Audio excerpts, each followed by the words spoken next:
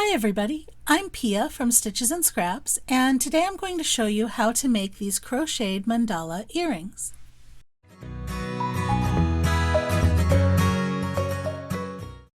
To stiffen the earring, I'm going to be using Mod Podge. I was at a trade show recently, and the nice people at Plaid were giving out these free samples of Mod Podge Ultra Spray-On.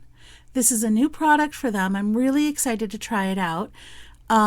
I'm recording this video in early February 2019, and as far as I know, as of now, it's not available yet, but I hear it should be coming out very soon, so keep your eyes open for that. Now, to turn it into an earring, I do have, just from my box of little jewelry bits, I have a couple of jump rings, if I can open this. A couple of jump rings and a couple of earring wires. So once we finish stiffening it, I'll be attaching these to the earring to turn it into an actual earring. And to do that, you'll need a pair of jewelry pliers. I like these ones. They're the round pliers. They keep from crimping the jump rings. They keep them nice and round.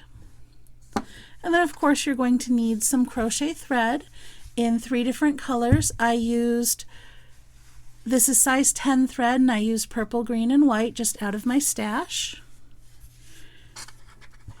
And you'll need a crochet hook. You can adjust the size of the earring depending on what crochet hook you use, and also you can use a thinner thread if you like too. I wrote the pattern for a size C, which is a 2.75 millimeter crochet hook, but obviously you can feel free to adjust to get any size that you like. And then you will need a needle to sew in the ends. And that should be everything. So let's get started making this earring. If you've seen my videos before, you know that I don't like slip knots. I just make a little twist and put it on my hook, and that's what I start with. So for the center of the circle, we're going to chain 4 and then join with a slip stitch into the first chain to make a ring. Okay, there we have our ring for the center. Now I'm going to chain 3 to be a double crochet, and then 2 more to be a chain 2 space. So this chain 5 counts as a double crochet and a chain 2 space. Now I'm going to keep going around making double crochets and chain 2 spaces until I have 6 of each. So there's my second double crochet and a chain 2 space. And another double crochet and a chain 2 space. Another double crochet, chain 2, that is 4. This is 5, and then 1 more double crochet and 1 more chain 2. And that should be 6. 1, 2, 3, 4, 5, 6. Yes, that's 6. It gets me all the way around to the beginning, and I'm going to join. But now remember, you're not joining here because these 2 chains are a chain 2 space. So you want to join in the, these 2 chains are a chain 2 space. You want to join in the 3rd chain because that's the top of the double crochet. So slip stitch into this 3rd chain. And that joins your first round. So now we're going to put another round on this just to give us some chain spaces to work into on the next round. But I don't want to start at the top of this double crochet. I want to start in this first chain space. So I'm going to slip stitch into that chain space, and then I'm going to chain 1, single crochet, chain 2, single crochet, all in that same chain space. Okay, that's made a little chain 2 space there for me to work into later. Then to get over to the next chain space, I'm going to do a chain 1. And in each of these chain spaces around, I'm going to be doing a single crochet, chain 2, single crochet. And then to get to the next space again, I do a chain 1. Single crochet, chain 2, single crochet. Chain 1 to get to the next space. Single crochet, chain 2, single crochet. And as we go around, you should end up with 6 of these now. 6 chain 2 spaces and 6 chain 1 spaces between them. So chain 1 to get to the next one, single crochet, chain 2, single crochet. One more, chain 1, single crochet, chain 2, single crochet. And then the last chain 1 to get back to our starting corner, and we slip stitch right into that first single crochet that we made. So right there. Okay, now that finishes off our green, and I'm going to go ahead and cut the yarn.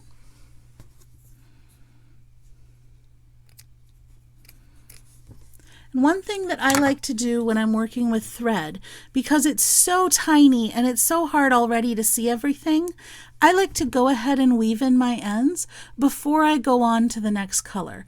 It just makes it easier to see where I'm going if I don't have all these little tails hanging out. So I'm going to go ahead and weave in, if I can find my needle. There it is. And since we're going to be using the Mod Podge to seal this, you don't have to be too careful about weaving in your ends. You can just do a little bit because the Mod Podge will actually hold it in place. So I am using this tail, I'm pulling on it a little bit to tighten up that center, and then I'm just going to go maybe up and down a couple stitches here, just up, and then back down again. And that's it. I don't want to add too much bulk. This is a very fine piece, so just that, and that's enough. I don't want to make a lump there, because remember, this is a dangle earring, so when you wear it, sometimes the backside might twist and be visible, so you don't want anything ugly on the backside either. Okay, so there is my first end woven in, and now I'm going to do this one.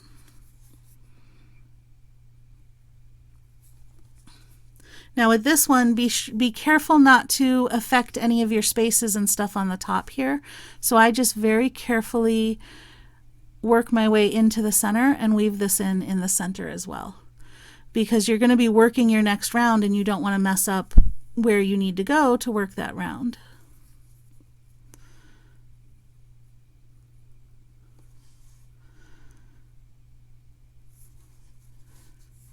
And there we go. So now the ends are woven in. It's a little bit easier to see where everything is as we continue.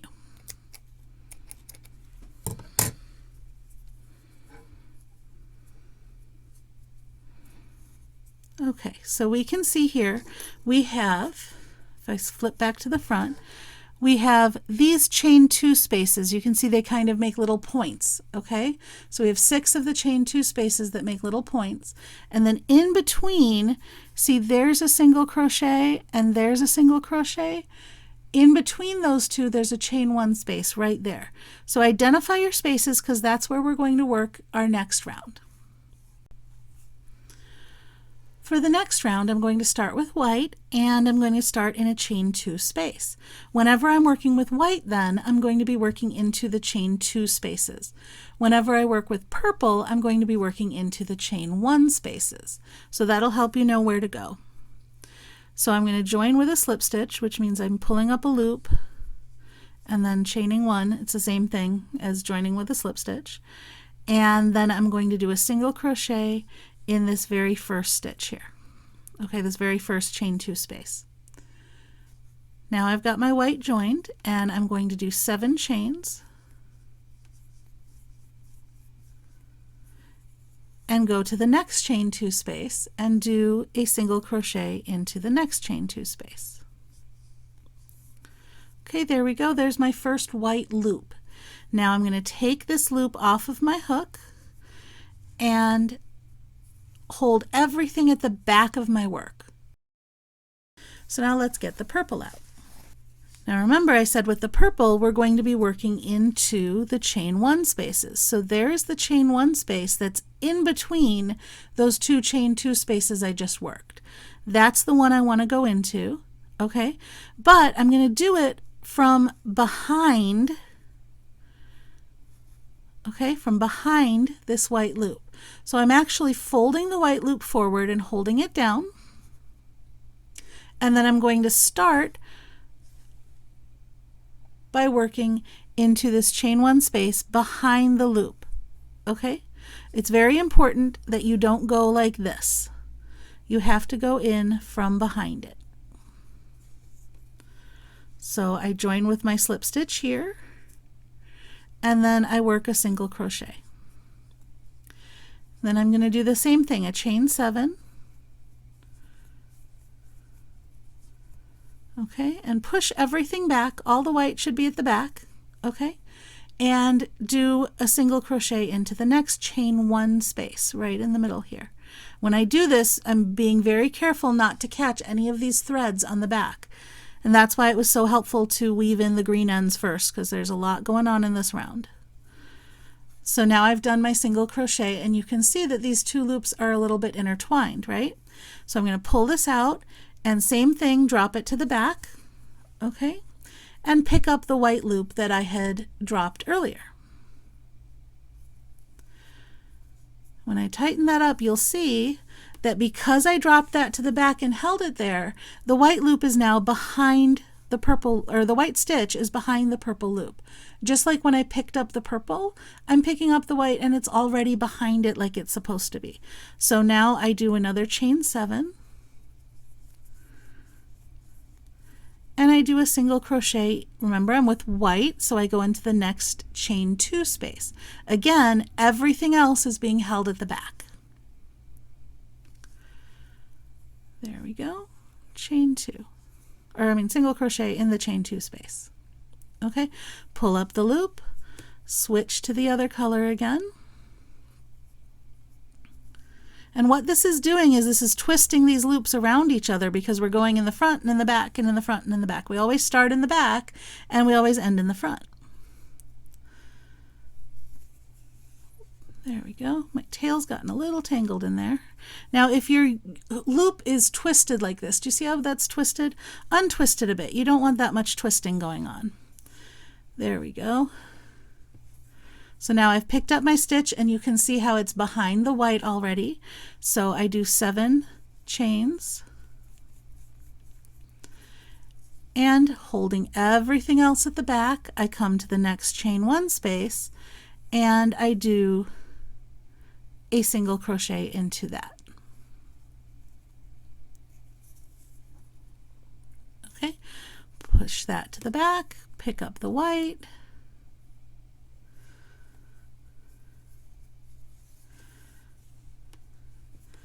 chain 7,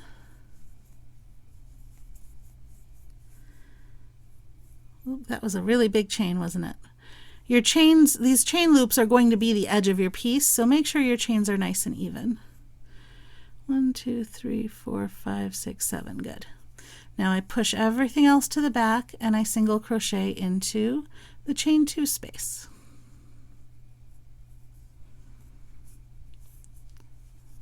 Drop that one, pick up the purple, chain 7, and single crochet into the chain 1 space. Okay. So you get the idea. I'm going to keep doing this all the way around, switching between the colors. Every time I pick it up, it's going to be from behind the loop that I made before it, okay?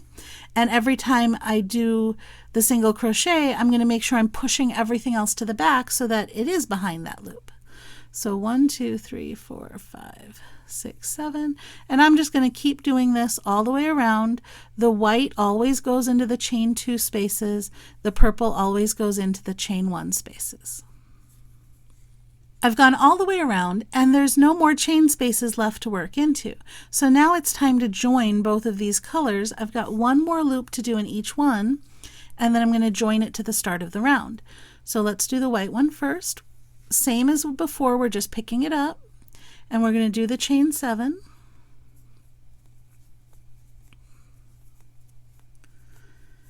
And now pushing everything to the back, okay, we're going to join it to this first single crochet. So just do a slip stitch to join it, and we'll go ahead and fasten off the white.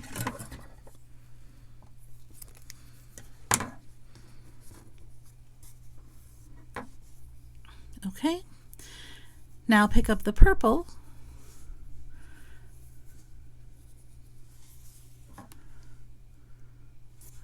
So I've picked up the purple from behind that last white loop. I'm going to chain 7. And again, push everything else to the back so this single crochet is in the front, and from the front go ahead and do a slip stitch into that. Now notice, because I'm underneath this loop here, okay, I'm not doing this. I'm not going around the white loop. I'm actually pushing that to the back so that I can get to just this single crochet. Okay, you want just this single crochet, and then do your slip stitch into that. That white loop should be behind this slip stitch completely. You shouldn't even be able to see it. Sorry, I split the thread there a little bit. There we go. And then you can fasten off your purple.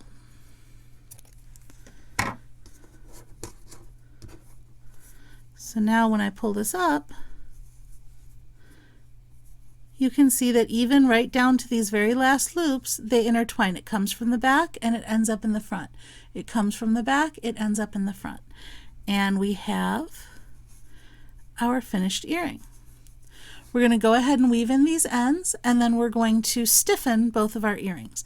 Now, again, when you weave in the end, you want to try and keep the bulk down. So I'm just going to show you one of these, how I do it when I've got the just chains, because there's not a lot, for example, of the purple to weave into, right? So the first thing I'm going to do is I'm going to bring this to the back of my work. Okay, I'm going to start from the single crochet, and I'm going to go up along just 2 or 3 of the chains, going into the back bumps or going into one loop of the chain. I prefer to go into the back bump. Okay, and notice I'm coming underneath that loop. I don't want to interfere with the way the loops are twisted. So I've gone up 2, then I pull on this to make sure that I haven't tightened anything. I open it back out again and just come back down right through where I just went, making sure I'm not catching any of that white. And that's it. Make sure it's loose again, and the glue will do the rest to hold this in place. So that's all you really need to do, is just up a couple of chains and back down again, and then go ahead and cut it. I'll do that with the other ends, and then we can stiffen our earrings. Before we stiffen our work, make sure that you kind of block the pieces to the shape you want with your fingers, because once it's stiffened, you're not going to be able to change it. So pull on those loops, make them nice and even and flat and round and however you want them to look.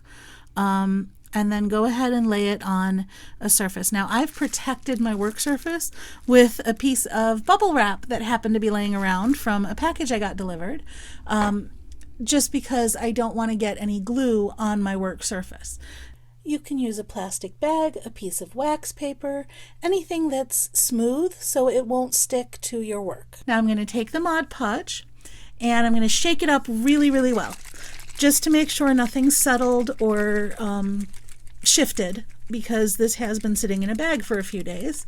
So now it's shooken up really, really well, and I'm just going to go ahead and spray it onto my piece. My first couple sprays, just to prime it, I'm going to do on the side here. Okay, now I've got it going, and I'm just going to spray the Mod Podge right onto my piece until it's completely saturated. Feel it with my fingers, it's wet, it's good. I'm actually going to flip it over and spray the other side as well, just so I know that it's completely saturated. And then I'm going to let that dry.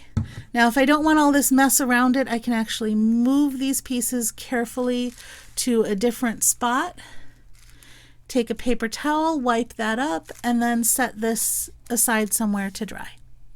And I'll come back when it's dry and we'll turn them into earrings. My earrings are dry, and actually after they dried the first time, I went ahead and sprayed another coating of the Mod Podge on it, really soaked it through and let it dry again. So that gave me a nice stiff earring. Now we need to attach the hooks, and I want to talk to you a little bit about jump rings. You can see here I've laid out 2 jump rings plus the hook for each earring. Well, why did I choose 2? Here's the thing. Every time that you attach something, it's going to change direction by 90 degrees. So if I just attach the hook to the earring, when I put it in my ear, it's going to hang like this. Do you see that? The hook is laying flat, okay? And then the earring turns sideways. All right, and that's what I want, because if the hook is in the ear, then like if this is my ear here, okay, this is my ear, then the hook I want it to lie, the earring I want it to lie like this, perpendicular to the hook, okay? So if I was to just connect to the hook, that's what I would get, right? If I add 1 jump ring, it's going to twist it the other way. If I put 1 jump ring on, the jump ring will be perpendicular to the hook, and then the earring will be flat against the hook. So now if I'm hanging it on my ear, I've got this thing going on, and that's not what I want, right? This is my ear here, and I want the earring to be this way. So in order to get that, I would need to add another jump ring to turn it around again. The other alternative would be to open up this loop on the earring and just attach it directly to the, open up this loop on the hook and just attach it directly to the earring. Certainly I can do that. I don't like doing that because I don't want to run the risk of opening it too much and not getting it closed again. Jump rings are easier to fix than something as fiddly as the bottom of this hook. Plus I want it to dangle a little bit. So I am going to use 2 jump rings. So here's how you go about attaching the jump rings. Oops. Pick one up. Well, that's the hard part, right? There we go. Pick one up. And now on the ring, there'll be a separation. In this case, it's right there. I don't know if you can see that. You can see a little bit of white peeking through the ring there.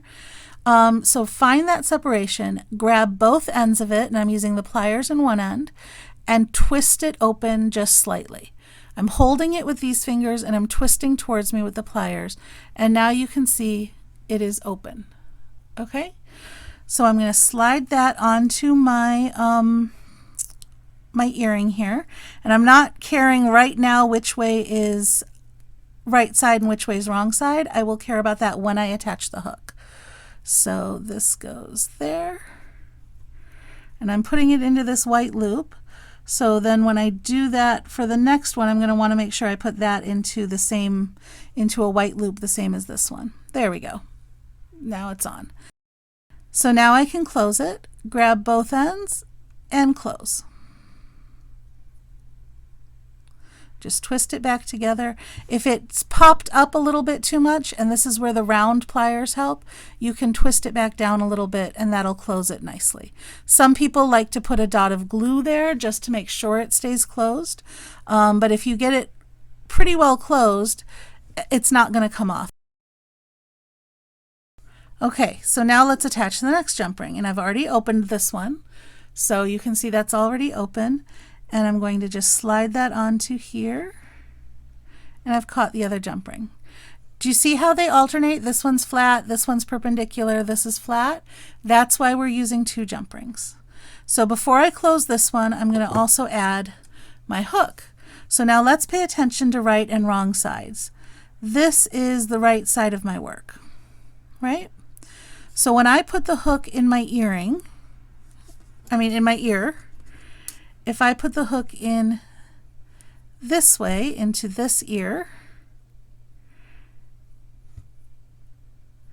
the right side will show. So the hook is pointing away from the right side of the work because my ear is back here, right? Oops, lost the jump ring. So that's the direction I want to point the hook.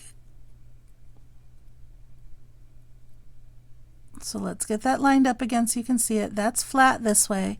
So I want to make sure that when I put my hook on, that my hook is pointing away from the right side. My hook is pointing to the back.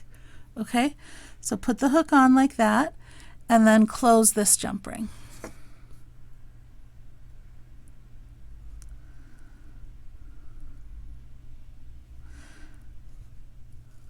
All right, and now we have an earring. So now let's do the other one. Same thing, open up the jump ring,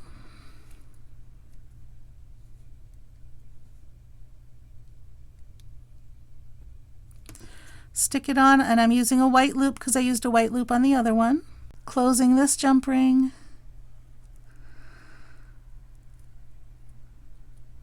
that one closed nicely.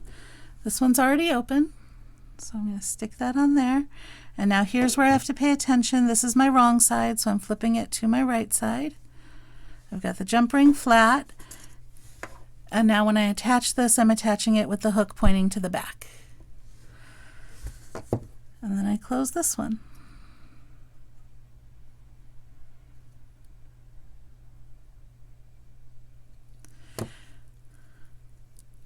And there we have a pair of earrings. The Mod Podge stiffened these really well. The spray-on version, which is the one that I got for free from the conference, actually worked just as well as the regular version. So I recommend it. This is my first time trying it, and it worked out really, really well. If you liked this video, please give me a thumbs up, share it with your friends, or leave me a comment. You can also subscribe to my YouTube channel for more great videos. Thanks for watching.